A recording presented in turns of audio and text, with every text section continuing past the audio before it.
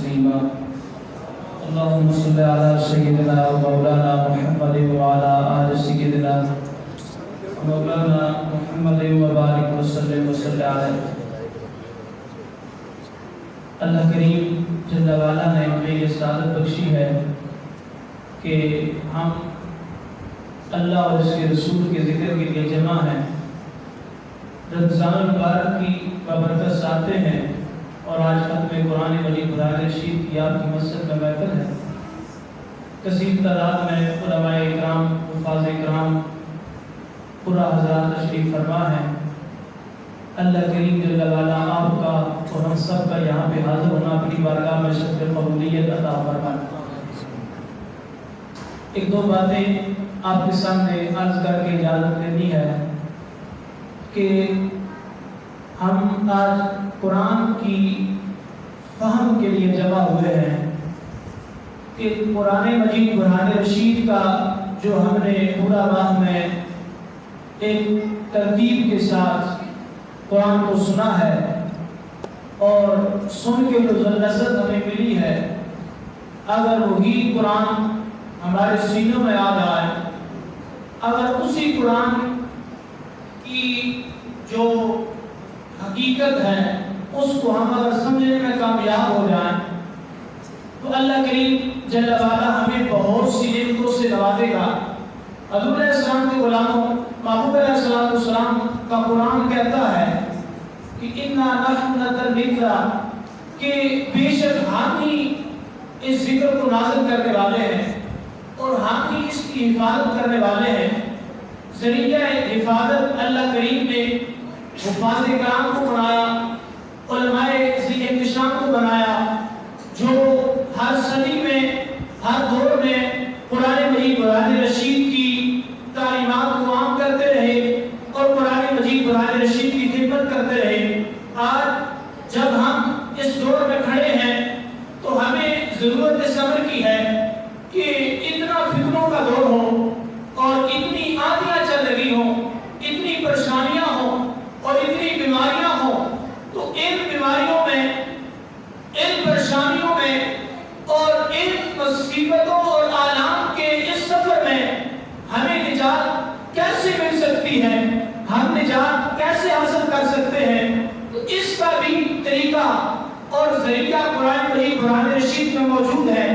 حضور علیہ السلام کے صحابی حضرت علی المرتضیٰ شیر خدا تاجدار حضرات داماد مصطفیٰ صلی اللہ علیہ وسلم ارشاد فرماتے ہیں، حضور علیہ السلام ہمارے بیچ میں تشریف فرما تھے اور آقا کریم صلی اللہ علیہ وسلم نے ارشاد فرمایا انہا ستکون فتنۃ۔ حضور علیہ السلام ارشاد فرماتے ہیں غیب کی خبر دیتے ہوئے میرے غلاموں میں قریب ایسا دور آ جائے گا جو فتنوں کا دور ہوگا، جو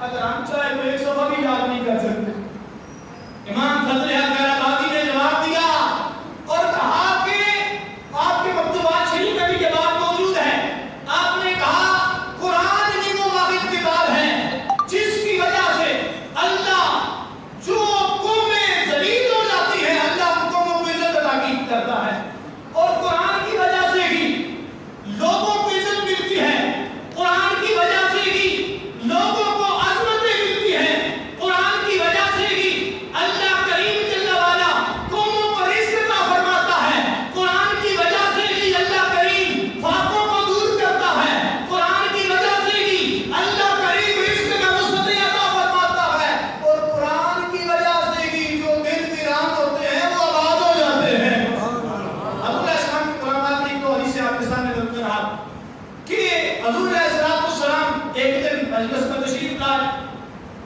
تشریف لانے کے بعد میرے اور آپ کے آقا دو جہاں کے داتا ہم سب کے مولا مولا آقا کریم صلی اللہ علیہ وسلم نے چند جملے ارشاد فرمائے. حضور علیہ السلام نے جب اپنی گفتگو کی وہ ساری گفتگو نہیں لیکن اس کے کچھ اقتباسات آپ کے سامنے رکھ رہا ہوں. حضور علیہ السلام نے فرمایا اے میرے غلاموں حبل اللہ الطویل فرمایا ایک ایسی رسی ہے اور وہ کمزور رسی نہیں ہے جو زور لگائے تو ٹوٹ جائے اور میں نہیں بلکہ وہ بہت اس کو صاحب ترمذی نے بھی ذکر کیا اور بہت سی کتب کے اندر یہ روایت موجود ہے. کہا وہ اتنی مضبوط رسی جس کا تعلق تمہارے ساتھ بھی ہے جس کا تعلق تمہارے رب کے ساتھ بھی ہے. فرمایا میرے غلاموں میں وہ رسی تمہیں لے کے جا رہا ہوں. وہ رسی جس سے پکڑنے والا اضل ابدا کبھی بھی گمراہ نہیں ہوگا. اور کسی اللہ کے ولی کے ہاتھ میں ہاتھ دے کے اگر قرآن پڑھے گا تو گمراہ نہیں ہوگا. داتا صاحب کے فیض سے قرآن پڑھے گا اور میرے مرشد احمد رضا کے فیض سے قرآن پڑھے گا تو اللہ کے فضل سے وہ ہمیشہ ہدایت پر رہے گا. فرمایا یہ کیسی رسی ہے؟ فرمایا ہے ید اللہ فرمایا ایک اس کا حصہ اللہ کے ہاتھ میں ہے. اللہ جل وعلا کریم کی جو شان قدرت کا ہاتھ ہے اس کی شان کے مطابق اس کے ہاتھ میں ہے یہ رسی اور دوسری طرف فرمایا یہ تمہارے ہاتھ میں ہے. اب دیکھو قرآن پڑھتے ہو کتنا سرور آتا ہے. قاضی صاحب کے پیچھے کھڑے ہو کے قرآن سنتے ہیں ماشاءاللہ جن کے پیچھے ہم نے قرآن سنا کتنا سرور آیا. اب دیکھیں جب سنتے ہیں تو اتنا فیض ہے تو دیکھیں کہ جب یہ دلوں میں سمجھنے سے اثر کرتا ہوگا تو پھر کتنی دل کی بیماریاں دور ہوتی ہیں. حضور علیہ السلام کے غلام آقا کریم بیان فرما رہے ہیں میرے غلاموں یہ وہ رسی ہے جس کے پکڑنے سے اور جس کے فیض سے بندہ گمراہیوں سے بھی بچتا ہے اور بندے کی دنیا کا سامان بھی آسان ہو جاتا ہے. حضور علیہ السلام ایک اور فرمان صحیح ہے شریف کے اندر موجود. آقا کریم رؤوف الرحیم صلی اللہ علیہ وسلم ارشاد فرماتے ہیں میرے غلاموں جس طرح دنیا پہ لوہے کو زنگ لگتا ہے لوہا زنگلوت ہو جاتا ہے اور زنگ لگنے کے بعد اس کی کوالٹی ختم ہو جاتی ہے اس طرح کی بھی مومن کا جو دل ہے اس پہ بھی مختلف قسم کی اشکال جاری ہوتے رہتے ہیں.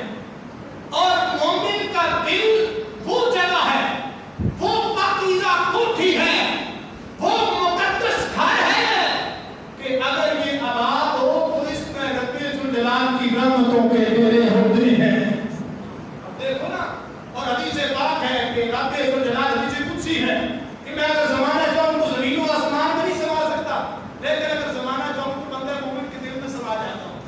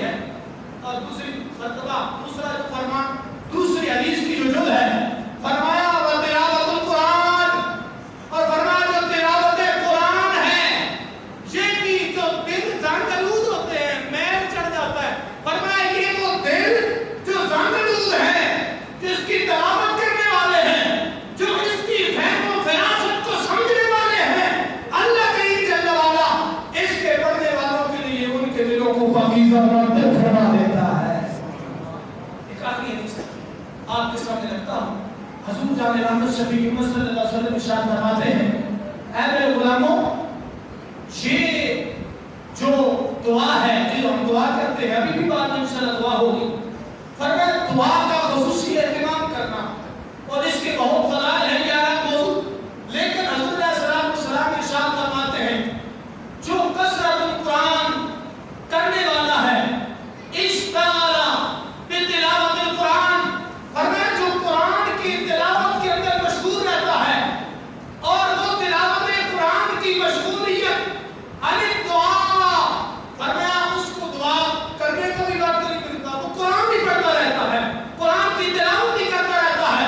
فرمایا آتا اللہ، فرمایا اللہ اسے وہ عطا فرمائے گا جو دعا کرنے والوں کو بھی نہیں دیتا. اللہ اتنی شانیں دیتا ہے. محمد علیہ السلام کے غلاموں، میرے محترم اسلامی بھائیوں، اللہ کی عزت کی قسم ہے اسی قرآن کو سمجھنے کے لیے دعوت اسلامی کے بہت سے ذرائع ہیں. مدرسۃ المدینہ بھی ہے جہاں پہ ہم قرآن سیکھ سکتے ہیں اور اس کے بعد ہم بڑے بھی قرآن کے حمدللہ سیکھ سکتے ہیں. آج تک اگر قرآن نہیں سیکھا تو آئے اللہ کے ولی کا خیر ہے کہ جس نے آج ہم کو قرآن سمجھنے کے لیے عمر کی قید نہیں لگائی اور کسی قسم کی قید نہیں لگائی، بلکہ کہا جب بھی تمہیں وقت ملتا ہے تم ہمارے ادارے میں آ جاؤ یا تم اپنے محلے میں اپنی دکان پہ ہمیں بلا دو، ہم قرآن پڑھنے کے لیے فی سبیل اللہ تیار ہیں. یہ دعوت اسلامی کا خیر ہے. اور میں قربان جاؤں اور لکھن سلام ہو اس ولی کامل کو میں کہ نامے والا قرآن کا ذکر ہو اور جو قرآن کا فیض ہم تک پہنچانے والے ان کا ذکر نہ ہو تو مجلس میں ایک اپنا ایک نظریہ ہے.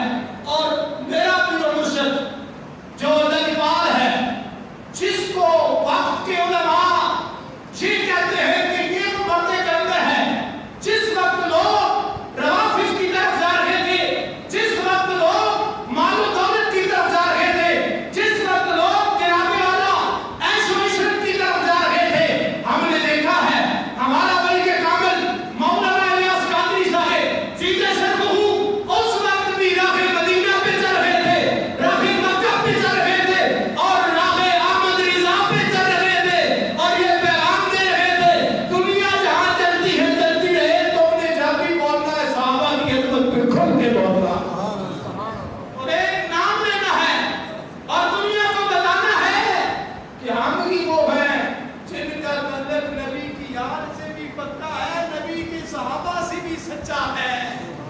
اللہ کی عزت کی قسم ہے کل آپ کا یوم ولادت بھی ہے اور یوم تشکر بھی ہے کہ اللہ نے اس پرفتن دور میں وہ عظیم ہستی ہمیں عطا فرمائی کہ جنہوں نے ہمارا دامن پکڑ کر ہمیں شرک کی بھٹی سے بچا لیا، تفضیلیت کے اڈوں سے بچا لیا اور کہا پتر کچھ اور نہیں کرنا بلکہ نبی کی آل کی محبت اپنے سینے میں رکھنی ہے اور جب بھی گلی محلے میں نکلنا ہے ایک ہی نعرہ لگانا ہے ہر صحابی نبی جنتی.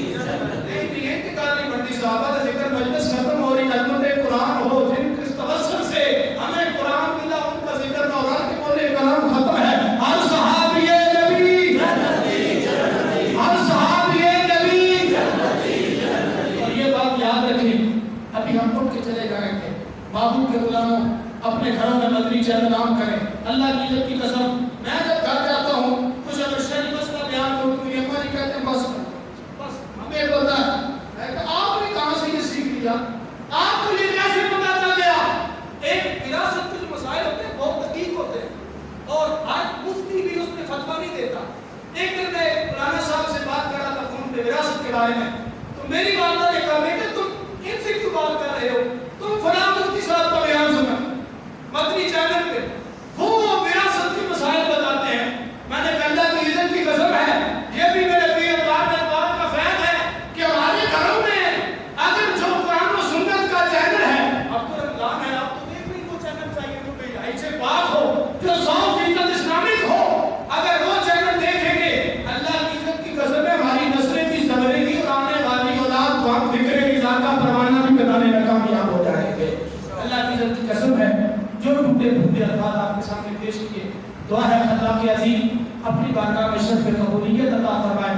قرآن گفتگو اگر بندہ ناچیز سے کوئی غلطی کوتاہی سرزد ہوئی ہو میں خالق عظیم سے توبہ کا التجی ہوں، آپ سے بھی معافی کا درخواست ہوں. خاص وقت جتنا قدر نہ میرا تے میرے پیر محمد الیاس اللہ قادری نو وڈیائیاں میں گلیاں دا بڑا بڑا گن پہل چڑھایا سائیاں واخر دعوانا الحمدللہ رب العالمین.